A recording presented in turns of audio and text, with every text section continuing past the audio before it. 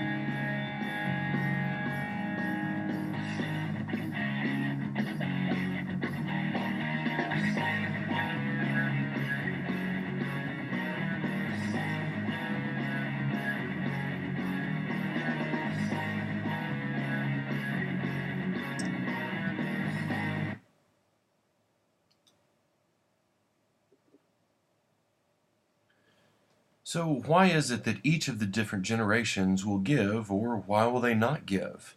If you look at the value sets of each generation, it really is an open book as to what drives them.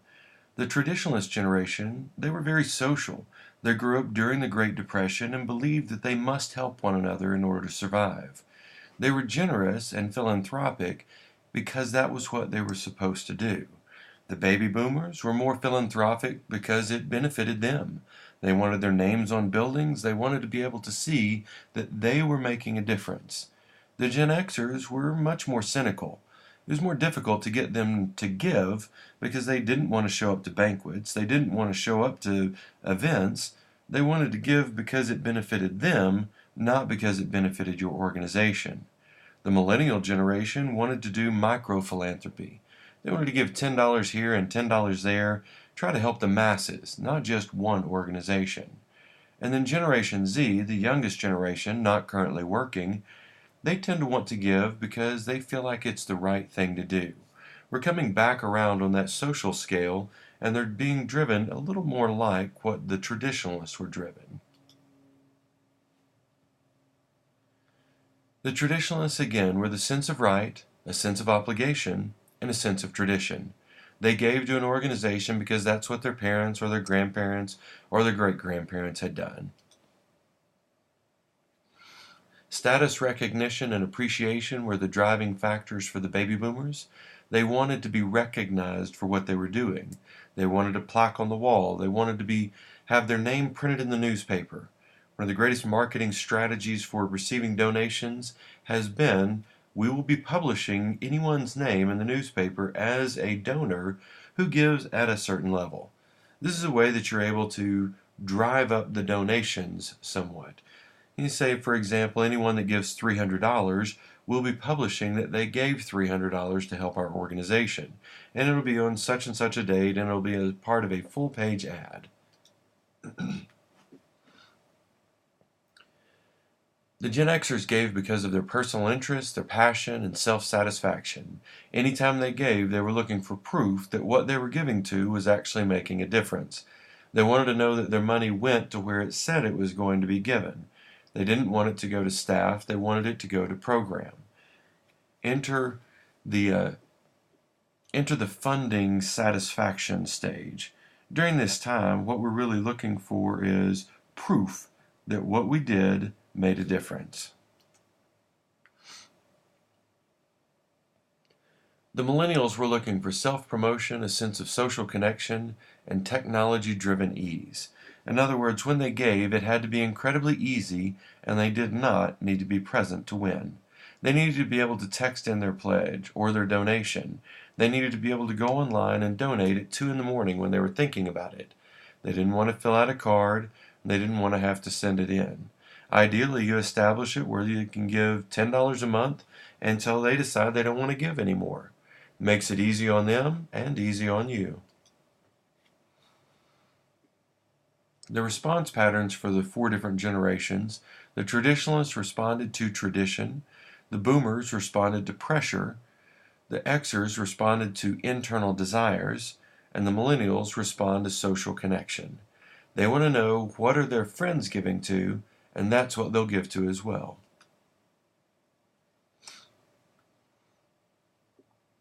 The different type of connection: they prefer face-to-face at the traditional generation. They prefer direct connection or respected requests at the baby boomer level. They prefer online or phone and convenient at the Gen Xers, and they prefer fun, things like events and easy texting to give.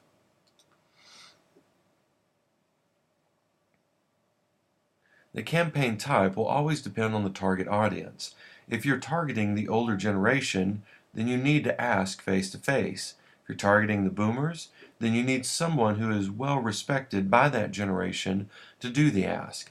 If you're targeting the Xers, you need to make it easy, quick, and painless. If you're targeting the millennials, it needs to be engaging, fun, somewhat entertaining, and incredibly easy. Think micro donations with the millennial generation as opposed to larger donations. You want to make sure that you avoid the Me Too organization syndrome. Try to raise money in unique and ever-changing ways. Draw in the people based on their value sets, not what you've always done. Be willing to do multiple campaigns to fit the multiple generations. Because each generation gives for their own reasons, ask in each of those ways.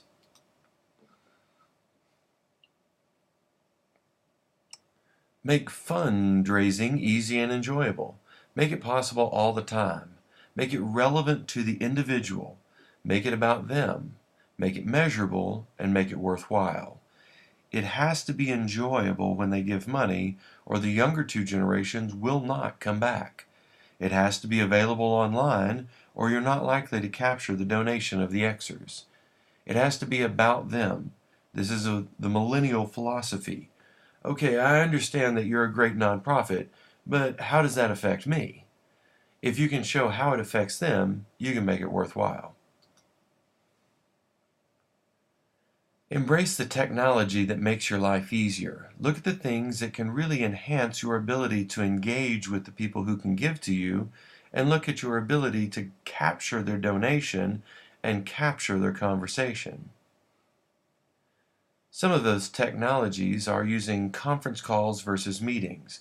For example, on your board or in your event, if you can do this via webinar as opposed to doing it at a live event, you will capture significantly greater numbers of Gen Xers, Millennials, and even Generation Z. Use things like Constant Contact to blast email and create event registration times. You can even use Constant Contact for email to please donate. SquareUp, if you go to squareup.com, you'll see that it is an easy card reader that allows you to capture donations anywhere you're at. If you're at an event, if you're at a breakfast, and someone says, you know, I've always thought about donating to your organization, you pull out the little plastic square that plugs into your iPhone, iPad, or Android phone and say, well, how much would you like to donate? You type in the number on your SquareUp app, they swipe their credit card, and they've just donated. There are no monthly fees and no minimum required processing. There's also no maximum, which is different than most credit card processing. Weebly is a simple and effective way to create websites. Instead of paying thousands of dollars for your website to be created, if you go to Weebly.com, you can either create a free site or you can get the pro version for as little as $3 a month. This allows you to integrate forms, integrate PayPal for donations, and create your website on the fly. You can change your design, edit your content, drop in videos, drop in audio, or almost anything else that you want to do without having any knowledge of how the internet works. MailChimp is a free email marketing campaign program. Prezi.com is for online presentations. This system was created in a combination of Prezi.com and Screeny, which is a way to capture screen, audio, and video all simultaneously. Fiverr.com, Fiverr, is a way to do lots of different graphics and videos and content creation, all for $5 at a time. And then Text to Pledge, if you go to texttopledge.com, you can find ways to create text pledging systems which allow people to text in their pledge and in some cases text in their actual donation.